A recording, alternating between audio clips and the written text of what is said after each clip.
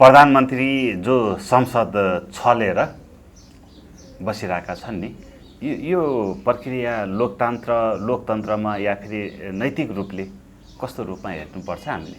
होइन, अब छल्या भनेर यहाँले जो भन्नुभयो, लोकतन्त्रमा प्रजातन्त्रमा संसदवादमा विश्वास गर्ने मान्छेहरूले संसद छल्ने अथवा संसदमा उपस्थित नहुने अथवा आफूले फेस नगर्ने भन्ने कुरा हुन्न। नीति तथा कार्यक्रम सरकारको हो। सरकार प्रमुख बालेन्द्र शाह मात्रै नभएर बालेन्द्र शाह हुनुहुन्छ। उहाँले राष्ट्रपति समक्ष चाहिँ त्यो प्रस्तुत गर्नुभयो। राष्ट्रपति महामहिम राष्ट्रपतिजीले बोलिसकेपछि त्यसपछि त्यसको संसदहरूको जिज्ञासामा उहाँले प्रत्युत्तर दिनुपर्ने। अब के रहेछ भन्नुहुन्छ भने हिजोका विगतका दिनहरूमा पनि यस्तो भए रहेछ। विगतको दिनमा हामीले हेर्ने हो भने अहिलेका नेताहरू, अहिलेका रुलिङ पार्टीका नेताहरू, रवि लामिछानेहरू लगायत कयौँ मान्छेहरू केपी ओलीजी नआउँदाखेरि यस्तै विवाद गरे रहेछ।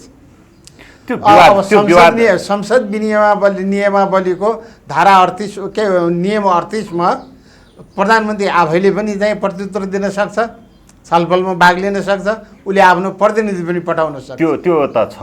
अब राष्ट्रपतिले बोल्दै गर्दा जसरी उठेर हिँडे नि बिचमै, त्यो कति शोभनीय हुन्छ? होइन, उहाँले उठेर नहिँड्या भए उपयुक्त हुन्थ्यो।